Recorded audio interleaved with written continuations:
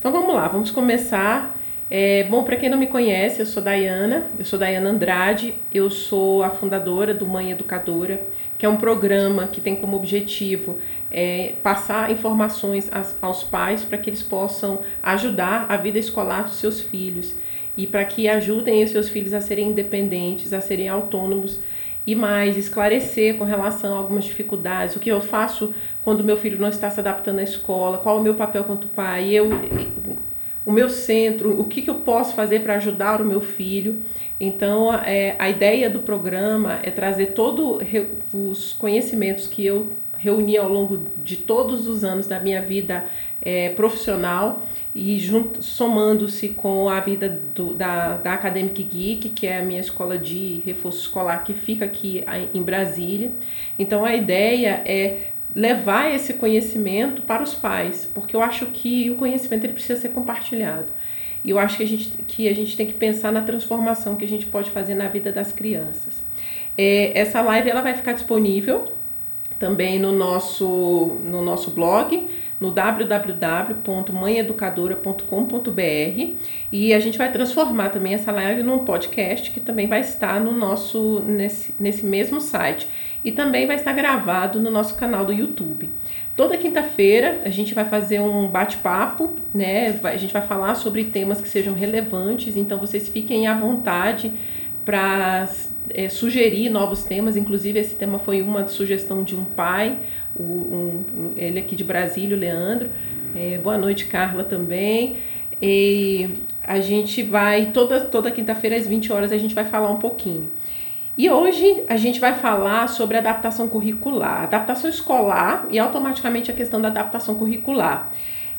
Quais são os direitos dos nossos filhos, qual a legislação que respalda os direitos dos nossos filhos, o que eu, enquanto pai, posso fazer quando a escola se nega a fazer as adaptações, as alterações necessárias, e assim, o que a gente pode trazer, o que a gente pode ajudar os nossos filhos, tá? Nessa visão mais sistêmica, tá bom? Primeira coisa que eu quero falar é o que é necessariamente essa adaptação curricular. A adaptação curricular como o nome já diz, é uma adaptação que as escolas fazem para promover o desenvolvimento do aluno, o desempenho e desenvolvimento do aluno. O aluno com deficiência, ele por legislação, tá? Ele tem possibilidade de ser avaliado nas competências que ele conseguir atingir. Então, por exemplo, a escola, ela faz uma adaptação e aí envolve todas as práticas inclusivas, seja de sala de aula, seja avaliações, seja a forma didática como o professor ministra as aulas, as tarefas de casa também estão inclusas nessas adaptações. Então, isto para as crianças com deficiência, né, no caso. Agora a gente vai vir uma pergunta que os pais sempre conversam e sempre falam comigo. Os transtornos estão descritos, estão incluídos nessa lei, nessa LBI, que é a Lei Brasileira da Inclusão? Infelizmente não. Existe uma diferença entre os transtornos de aprendizagem, tá? Não é só uma questão de nomenclatura, e pessoas com deficiência, tá bom? Os transtornos de aprendizagem, como o nome já diz, são dificuldades, seja na leitura, seja na escrita, seja nas funções ligadas à aprendizagem. A deficiência, ela está ligada a uma dificuldade permanente, de longo prazo, física, motora e intelectual, tá bom? Então essa é a descrição que a lei faz com relação à deficiência. Os transtornos não estão incluídos, né, inclusos nessa lei. A pergunta-chave, né? A criança que não tem laudo, a escola pode fazer adaptação? A resposta é: a escola deve, tá? O MEC, em 2014, ele criou uma nota técnica que a nota técnica número 4, que faz cair por terra essa exigência do laudo para incluir a criança, qualquer criança que precise, que necessite de uma adaptação numa escola regular. Porque, veja, se eu falo que a educação é um direito universal, tá, perante a minha legislação, se eu tenho um aluno com dificuldade, não faz sentido a escola exigir que essa criança ela tenha um laudo. E isso é tão sério que algumas escolas, elas têm isso muito fechado. Olha, se não tem laudo, eu não vou fazer adaptação. E eu não digo nem adaptação curricular, de fazer um novo plano de ensino, um plano de estudo, um plano de aula. Eu digo, inclusive, por exemplo, porque eu tenho alunos aqui em Brasília, né, que eles, por exemplo, um aluno com DEPAC e com dislexia, eles têm 3, 4 provas no mesmo dia. Isso para um aluno que tem muita dificuldade, sabe? E não faz sentido a escola exigir o laudo, entende? Então o MEC criou essa nota técnica, inclusive falando sobre isso.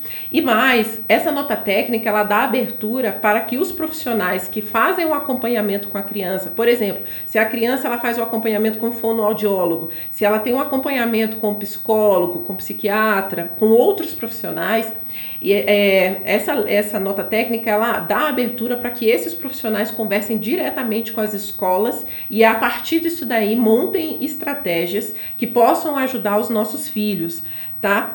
Agora o seguinte, até a Juliana tá falando aqui que a escola que o filho dela estuda, né, que o filho dela não tem laudo e a escola exigiu que ele bebesse o remédio. Gente, isso é um absurdo. Primeiro que a escola, ela não tenha expertise, porque para que um aluno para que se receite um remédio, tem que ser feito uns testes. A escola não tem esse know-how, esse conhecimento, não tem lá dentro, né? Muito raro, eu nunca vi, inclusive, escolas que tenham esse nível de profissional lá dentro para criar um laudo que respalde a exigência de um remédio. Inclusive, eu tenho parquionismo quando eu escuto esse tipo de coisa. Escola, como assim? Aí ela tá falando aqui, inclusive, já mudou a escola 2 vezes. É difícil, tá? Não é fácil, mas uma coisa eu digo a vocês, que o conhecimento, quando você começa, e eu vou contar algumas histórias, inclusive, quando você começa a citar a legislação, quando você fala um pouco sobre a lei, a conversa ela muda um pouco de sentido, tá? A Lisa tá perguntando aqui o que é o DEPAC. O DEPAC é o distúrbio do processamento auditivo central, tá? É um outro transtorno de aprendizagem que se dá entre o que a criança escuta e o que o cérebro consegue processar, tá? Então, normalmente essas crianças elas têm uma dificuldade de compreender conceitos abstratos, são crianças que têm normalmente uma dificuldade, uma memória de longo prazo um pouco diferenciada, elas têm dificuldade de memorização, elas têm dificuldade de entender o que está perguntando alguns comandos, fora outras características do DEPAC, né? E aí a gente tem lá também o TDAH e assim por diante, tá bom? Então é o seguinte, a pergunta é, eu preciso levar para a escola o profissional, sabe? Para fazer a adaptação, porque veja, até então a gente tem a escola lá e aí a gente tem uma nota técnica. O que eu percebo é o seguinte, que por mais que a gente tenha esse respaldo, o que eu vejo, pelo menos aqui em Brasília, eu acredito que seja uma realidade a nível de Brasil, é que os profissionais, eles têm uma dificuldade muito grande de fazer uma adaptação curricular, uma adaptação na escola, tá? E o que eu vejo, assim, que as escolas, elas infelizmente não estão preparadas para fazer essa adaptação. É exigência levar? Exigência não é. Porém, para a qualidade de vida, a qualidade dos nossos filhos perante a vida escolar, a minha sugestão é que se esse aluno ele faz um acompanhamento com um psicólogo, ele faz acompanhamento com um outro profissional, que a gente possa levar sim esse profissional para a escola, porque a grande verdade é que a maioria das escolas sequer tem um psicólogo lá dentro. A maioria das pessoas lá são pedagogos. E assim, infelizmente, a coordenação pedagógica ela não consegue fazer, porque você imagina uma escola com 2, 3 mil alunos, fazer essa adaptação. Então, assim, tem um lado também de falta de preparo por parte das escolas, e tem um lado também que eu acho que falta um pouquinho de vontade, pelo que eu já percebi pelo menos o que a gente já vivenciou aqui. Então, a minha sugestão Tá, e se eu não tiver, né? Alguns pais me perguntam, tá? E quando eu não tenho condições de levar uma pessoa lá para fazer a adaptação, para poder conversar, para fazer esse apoio juntamente com a escola, o que eu faço? Minha sugestão é que, primeiro, a gente tente conversar amorosamente. Eu sou a favor de que a gente converse amigavelmente, amorosamente, para que as escolas se sensibilizem. Só que, infelizmente, existem algumas escolas que não têm essa capacidade, né, de poder fazer esse acolhimento do aluno. E aí é nesse momento que eu falo, é o momento da gente, de nós, enquanto pais, fazer essa buscar o direito dos nossos filhos. Eu lembro bem eu tive uma aluna aqui, foi bem no início da abertura aqui do acompanhamento escolar, uma aluna de 7º ano, tá? Ela não tem laudo, ela não tinha laudo, ela não tinha nada que falasse que ela precisava de fazer uma adaptação, e eu fui na escola, a pedido da mãe, né? E lá a escola falou justamente isso, olha, ela não tem direito à adaptação porque ela não tem um laudo. Falei, gente, isso... Aí eu falei, olha, veja bem, não há exigência de laudo para fazer as adaptações, tá? E o que eu estava pedindo? Eu não estava nem pedindo para que se criasse provas diferenciadas, algo parecido. Eu estava pedindo para que ela não fizesse 3, 4 provas no mesmo dia, tá? Aí ela, não, mas isso não pode ser feito, aquela coisa toda. Eu falei assim, só um instantinho. Aí eu falei, não, agora eu vou chamar a mãe para poder, né, intervir. E aí eu falei assim, olha, você faz o seguinte, você fala que perante a legislação, ela tem direito sim a ter uma adaptação escolar com relação à necessidade dela, e que infelizmente, caso a escola não faça isso, que você vai buscar os direitos da sua filha. Minha sugestão é que vocês tenham cópia da legislação. Eu costumo dizer que as coisas mudam de figura quando você leva a legislação, entendeu? Na semana seguinte, as provas, as avaliações tinham sido adaptadas. E foi uma coisa impressionante, porque essa criança, quando ela chegou pra mim, eu falei, gente, eu nunca tinha visto uma coisa daquela. Eu tive vontade, eu juro que eu tive vontade de chorar quando eu vi, porque eu falei, meu Deus, ela tinha muita dificuldade na leitura, ela estava numa leitura silabada, de padrão de criança, de nível de desempenho de criança, que está em 3º ano do ensino fundamental, uma criança no 7º. Então eu falei, gente, eu não acredito. Assim, eu falei, meu Deus, é muito, sabe? Eu falei, eu fiquei impressionada, a mãe muito humilde, sabe? Eu acho que as coisas foram indo e foram avançando, enfim. Mas aí quando a gente foi na escola e a gente falou um pouco mais sobre isso, as coisas mudaram de figura. Eu sei que essa criança depois, né, quando a gente fez essas adaptações, ela passou a acreditar mais nela, a autoestima dela estava mais elevada. Quando ela chegou na escola daqui pra gente, ela parecia um bichinho acuado, sabe? Ela falava baixinho, eu não escutava a voz dela. Hoje em dia ela não tá mais aqui, ela aprendeu a estudar, ela já tá independente, mas assim, eu acompanho ela no Instagram. E eu vejo, nossa, tá uma menina, uma mulher, agora tá no 9º ano, né? Mas é uma mulher, coisa mais linda. Então, assim, como que a questão da escola, ela impacta diretamente a autoestima, e é uma coisa que a criança, o jovem, ela vai levar pra vida inteira. Uma das escolas, no 2º dia de aula, a professora falou que o filho que ele escolheu da escola... falou pro seu filho, que você tinha escolhido uma escola errada. A professora errada, ele não ficou lá um mês e as pessoas totalmente despreparadas. É isso mesmo, Juliana, infelizmente isso é uma grande verdade. A história da minha filha também é muito parecida com isso. Quando a minha filha tem dislexia, né, então ela tava com 6 anos, no 1º ano, a professora chegou a pedir que eu tirasse a minha filha da escola. Claro, é mais cômodo, né? Eu tenho um problema, é melhor jogar fora, né? É mais ou menos isso que eu senti na época. Nessa época, eu não tinha esse esclarecimento, para falar negativo, sabe? Perante a legislação, a escola, perante a legislação, quando você abriu um CNPJ, você estava ciente que você deveria fazer uma adaptação escolar para qualquer criança, independente dela ter laudo ou não ter laudo. Ok? E aí é importante que a gente converse, que a gente tenha uma postura, sim, em alguns momentos mais incisivas, para que a gente busque os direitos dos nossos filhos.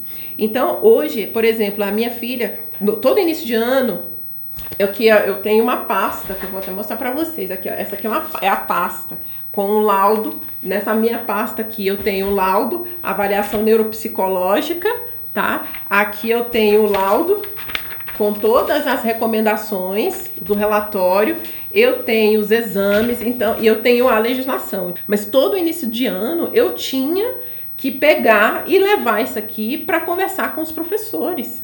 Tô vendo aqui a Marília falando, as escolas não têm noção das leis, mas os pais podem procurar saber sobre a legislação, não só podem, como devem. Porque eu fico pensando, gente, quem vai levantar a bandeira? E agora você imagina, a criança tá lá no meio, sabe? É o professor que não tem esse preparo para ter noção com relação à legislação. E eu digo mais, quando eu fiz pedagogia, quando eu estava estudando, eu não me lembro de ter estudado sobre essas adaptações, sobre isso. Eu fui atrás, inclusive, por conta da minha filha, tá? O curso eu fiz para ajudá-la na época, o curso de pedagogia e depois as especializações. Então, assim, o que eu vejo é que a gente precisa realmente ter esse respaldo para poder ajudar, porque imagina a criança que está nesse meio. É tão assim nítido. Eu tive um outro aluno que ele tem TEA, né? E a gente foi na escola, ele já estava com um laudo. E aí na conversa com a coordenadora me falou que porque a gente não sabe como a gente vai fazer a adaptação curricular, porque a gente precisa de um apoio do psicólogo que está fazendo um acompanhamento com ele, do psicopedagogo. Eu falei, gente, a escola, sabe, um professor, ele tem condições de observar quais são as necessidades daquele aluno, tá? E a escola, ela não precisa esperar que o laudo chegue para poder fazer todas as adaptações. O que eu percebi que ela meio que deu a entender que meio que ela estava fazendo um favor. Eu falei, peraí, negativo. Além desse aluno, né, o TEA está dentro da deficiência, ele está dentro da lei da LBI, que é a Lei Brasileira da Inclusão. Fazer a adaptação curricular, o TEA, né, o aluno com TEA, com transtorno do espectro autista, ele tem inclusive direito a ter um monitor para ele em sala. E engraçado, eu tive um outro pai que teve um filho diagnosticado depois, bem mais tarde, que na época a escola exigiu, bem, que o monitor fosse pago por ele. Eu falei, gente, isso não existe, sabe? Quem tem que fazer a adaptação é a escola. Tá bom? Então isso é importante que a gente tenha essa consciência, tá? De ajudar, de poder buscar os nossos direitos, tá bom? E aí essa nota técnica, voltando nessa nota técnica, ele dá abertura, sim, para que as escolas façam em conjunto com a clínica, que o aluno esteja fazendo um acompanhamento. E mais, a gente cai por terra também uma descrição que eu tenho pânico. Eu tenho horror quando eu escuto, sabe? Criança laudada, que é isso? Laudada? É o quê? É um rótulo? O que é isso, pelo amor de Deus? Porque fulano é laudado. Eu falei, gente, para, sabe? Isso é um rótulo. E eu, enquanto educador, o que eu posso fazer? Eu sei, não é tão simples, sabe? É um desafio, tá? Todos os dias, quando você está numa sala com 30, 40 alunos e você tem um aluno que não está acompanhando, mas, poxa, eu enquanto educador, o que eu posso fazer? Poxa, não é chegar igual chegou essa professora na época lá para minha filha, falei, não, é melhor você tirar ela da escola, poxa, sabe? Eu enquanto profissional, sabe, que essa é a minha postura, sabendo que a educação perante a ONU deve ser inclusiva, perante a legislação maior, a nossa Constituição Federal, sabe? Então, assim, a gente não precisa, a escola não precisa fazer ter o laudo para poder fazer a inclusão, tá? Então, o que eu falo, assim, com relação ao papel dos pais, né? A gente vai falar agora, então, o que a gente, enquanto pais, podemos fazer. Primeiro, é importante, né, que a gente, enquanto pais, a gente busque ajuda, tá? A gente precisa buscar ajuda e busque também o tratamento para nossos filhos. Se ele tem uma dificuldade, se ele não está acompanhando, eu costumo dizer, gente, volta pra lá, eu gosto de repetir, criança não é fruta, que vai chegar lá e vai amadurecer no pé. Você precisa estimular. Se você, enquanto mãe, você está percebendo que tem alguma coisa errada, é importante que você busque ajuda. Beleza, eu busquei ajuda. Eu verifiquei que o meu filho realmente tinha alguma coisa, algum distúrbio, algum transtorno, tal. É importante o tratamento. Sabe por quê? Porque, veja, a adaptação curricular, a vida escolar dele é um momento só da vida dele. Mas e depois? Essa criança, ela vai precisar de um apoio, por exemplo, o TDAH. Tem crianças que precisam da terapia, tem crianças que necessitam da medicação. Cada caso é um caso, mas é importante que essa criança faça o tratamento, porque a adaptação curricular ela vai resolver um problema só, mas o restante, daqui a pouco ela vai trabalhar, ela vai para o mercado de trabalho. É importante que essa criança esteja também acompanhada. A adaptação curricular, a adaptação escolar, ela é uma ponta só do iceberg. Eu lembro, e assim, eu sei que não é fácil, eu sei que infelizmente nosso governo, ele não tem tratamentos na rede pública de saúde. Eu lembro bem que, infelizmente, também a maioria dos convênios não cobrem os exames, né? A avaliação neuropsicológica mesmo, na época também, eu tive que pagar tudo por fora. Eu lembro, na época que a minha filha estava fazendo o diagnóstico, estava fazendo a avaliação, eu lembro que foi um carro popular. Eu acho que se somar o investimento ao longo do tempo, porque eu acho que nossos filhos são nossos investimentos ao longo prazo, né? Se somar ao longo de todos esses anos, acho que deve dar um apartamento, sabe? Mas é meu investimento, é minha filha, e eu iria aonde tivesse que ir, porque da forma como eu vi a minha filha acuada, sofrendo, porque você imagina o que é para uma criança, porque olha, uma coisa é você tem um braço quebrado, você tem uma perna quebrada, algo parecido que você vê. Mas os transtornos mentais, os transtornos de aprendizagem, você não vê. E aí tem muita gente, não é frescura, sabe? É frescura.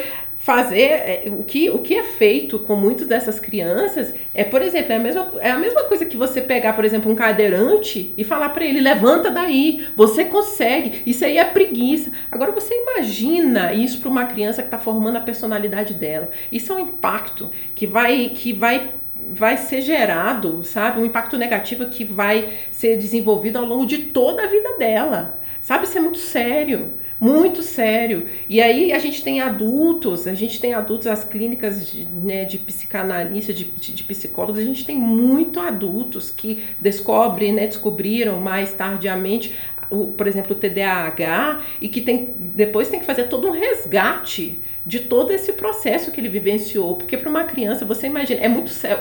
O que o adulto fala para uma criança é muito sério.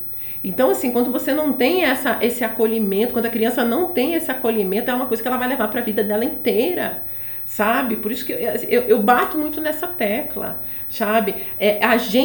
Nós, enquanto pais, é que vai levantar essa bandeira, porque a grande verdade, as escolas têm 3, 4 mil alunos, sabe? Se a gente não tiver isso, sabe? É difícil para que os nossos filhos sejam tratados da forma como deveriam. A adaptação curricular, ela não exclui o tratamento, tá bom? Isso é muito importante. É importante também que a gente ensine os nossos filhos a estudar, porque eu venho dizendo que estudar não é uma coisa tão intuitiva, tá? Essa palavra é uma palavra muito ampla. Conceitos abstratos para uma criança, ela não sabe. O que é estudar? Estudar o que é ler? É fazer um resumo? É fazer exercício? O que é exatamente esse estudar? É importante que a gente ensine aos nossos filhos a estudar, a ter estratégia, a fazer planejamento, a se organizar. E isso a gente faz desde pequenininho. A gente consegue fazer um planejamento, fazer uma rotina, mostrar para ele, olha, vai por aqui.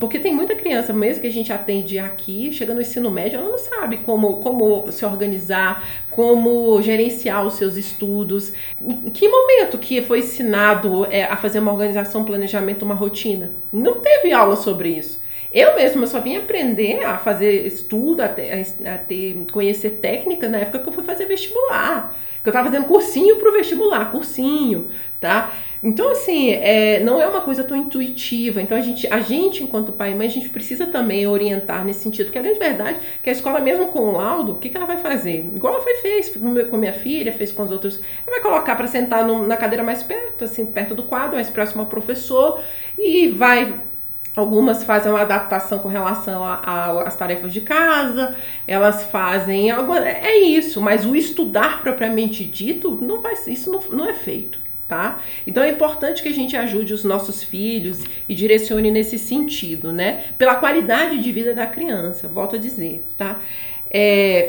Agora pergunta-chave. Diante da conversa, eu conversei, fui na escola, falei da necessidade do meu filho, falei tudo. O que eu posso fazer quando a escola mesmo assim se recusa?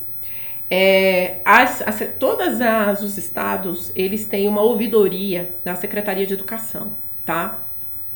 Aqui em Brasília, a gente tem o ProEduc, tá? Para quem for de Brasília, vai ficar aí a dica. Esse ProEduc é a Promotoria de Justiça de Defesa da Educação. Fica na 711 Norte, aqui em Brasília, né? Que é um bairro aqui em Brasília. E eu fiz um levantamento rápido no Google e eu vi que alguns estados também têm. Por exemplo, Amapá, Maranhão, Rio Grande do Norte, São Paulo, Rio Grande do Sul, Piauí. Eu vi que o Piauí tem um centro de apoio também que trabalha nessa questão da ouvidoria e da defesa que observa essas questões com relação à educação.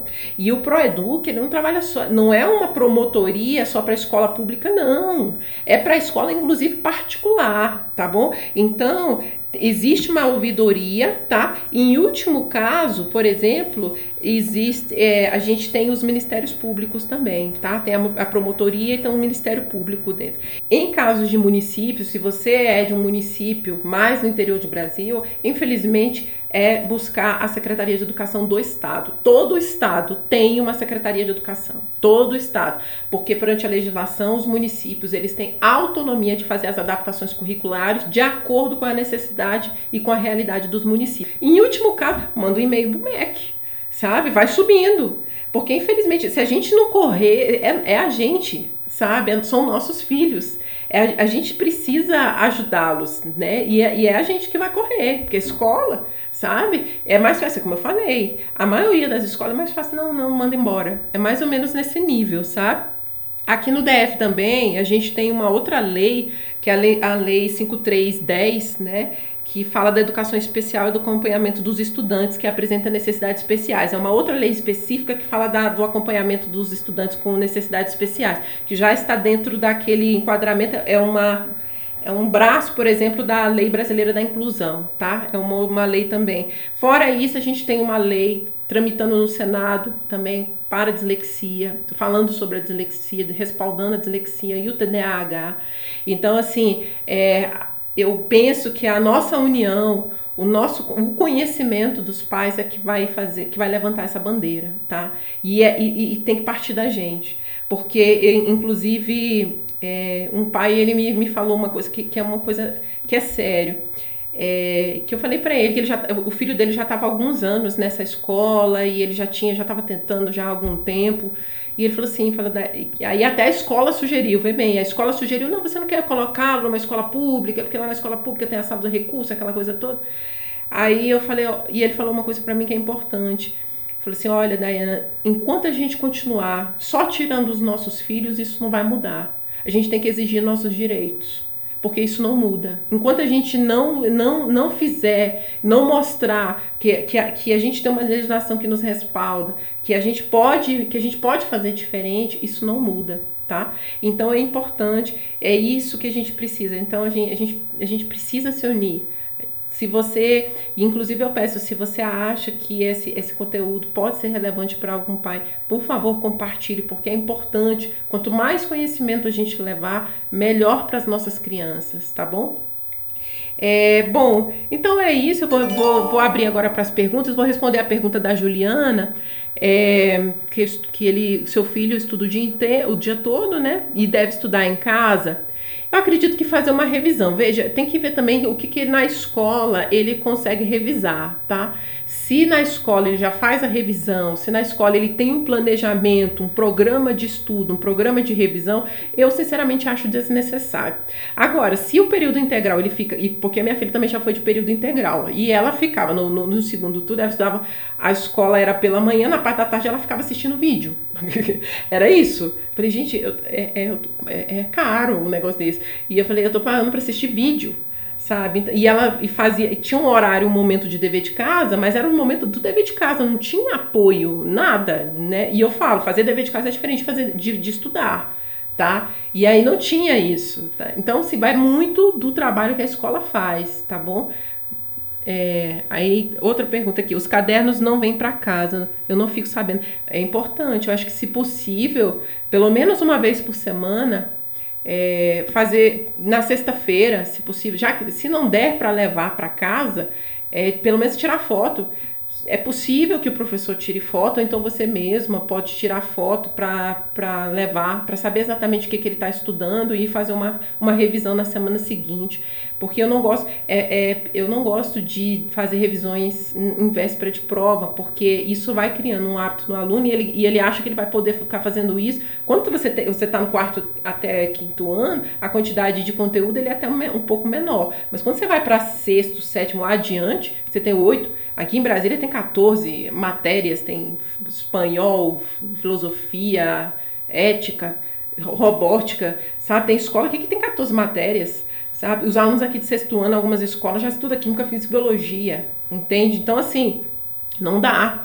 Não dá, é impossível você conseguir fazer uma revisão na véspera de prova. Então, assim, até para criar hábito e a rotina é importante que esse aluno ele revise, faça essas revisões ao longo do tempo. E aí minha sugestão é essa. Tira foto, pede para os professores. Por exemplo, alguns alunos têm muita dificuldade de copiar no quadro. Eu acho que tudo é bom senso, sabe? Foi uma briga aqui em Brasília, e aí a gente conseguiu que o professor mandasse todos os dias a foto do quadro, para a gente saber o que estava sendo passado para esse aluno, porque ele tinha uma dificuldade motora, sabe? Enfim, então, assim, eu acho que vai muito da sensibilidade, do bom senso também do professor e a escola também, né? De apoiar, de pedir um apoio. Por isso que eu falo, eu não digo que seja fazer uma prova diferenciada, mas são coisas simples. Tirar foto de um quadro, ao invés de fazer 2 provas, fazer uma prova só por dia, sabe? Esse apoio, esse tipo de apoio que eu falo, tá? A Juliana fala que, sinceramente, lidar com professores está difícil. Eles não gostam, claro, né? Tá trabalho. Os professores, porque você vai ter que fazer uma adaptação. E assim, é mais cômodo. Não, esse daqui não aprende mesmo. Infelizmente, eu escutei de colegas de trabalho. Não, esse menino não aprende mesmo não, deixa pra lá. Infelizmente, eu escutei isso já de colegas de trabalho, motivo pelo qual saí de dentro de escola, para abrir alguma coisa que pudesse ajudar as crianças. Porque eu falei, gente, eu não aguento ouvir esse tipo de coisa, sabe? Eu falei, poxa, se você se propôs a ser um professor, sabe? Eu acho que o professor, ele é uma profissão que você se dá. Professor, você mostra, você demonstra o que você é, sabe? Então você tem que ter empatia. Infelizmente, sabe? Eu vejo, sabe? Depois a gente faz uma live sobre essa parte aí, que é uma coisa horrorosa. E eu escola, sabe? Por isso o motivo pelo qual, inclusive, eu saí. Mas é isso. Mesmo os professores não gostando, olha, meu direito. É direito do meu filho, tá? Eu tô fazendo a minha parte. É igual na época eu falava, porque aí juntava a coordenação pedagógica, porque a sua filha é isso, a sua filha, sabe? É sempre aquele jeitinho brasileiro para se organizar. E eu falei assim, gente, olha, o negócio é o seguinte, minha filha tá no psicólogo, tá no psicopedagogo, tá fazendo fono, eu quero saber o que a escola vai fazer para me ajudar, porque a minha parte eu tô fazendo, e aí? E tô te falando, escola particular, Brasília, eu sei que a nível de Brasil o negócio é mais complicado possível, mas então assim, é muito difícil, não é fácil, mas tenha lá o seu kit, faça a sua pastinha, leva lá, fala assim, olha, leva lá a legislação, mostra, olha aqui perante a legislação, sim, meu filho tem direito, tá? Não tem que ter laudo não, tá aqui, ok, você não vai ler, aí você vai, então tá bom, estou indo no Ministério, normalmente, eu nunca precisei, tá? Ir na ouvidoria, no Ministério Público aqui em Brasília, não, normalmente eu vou na conversa amigável, na primeira conversa, vejo que não adaptou nada, junto com os pais, sempre. Quando eu percebo que não houve nenhum tipo de alteração nem adaptação, eu já cito, quando eu cito a lei, então as coisas mudam de figura, tá? Então, basicamente é isso. Bom, além disso, a gente vai ter também um podcast, né, da gravação dessa live, que também vai estar no nosso blog, voltando, repetindo, é o www.mãeeducadora.com.br. Gente, eu acho que não tem mais nenhuma dúvida, por enquanto esse assunto é um assunto bem grande, tá? Obrigada por vocês que ficaram até o final, que assistiram. E a gente, quinta-feira, se vocês quiserem sugerir que a gente fale um pouco mais sobre alguma coisa específica, fiquem à vontade. Eu agradeço, tá? Uma ótima noite a todas. E vamos lá, hashtag estamos juntas nessa. Um beijo, até a próxima. Tchau!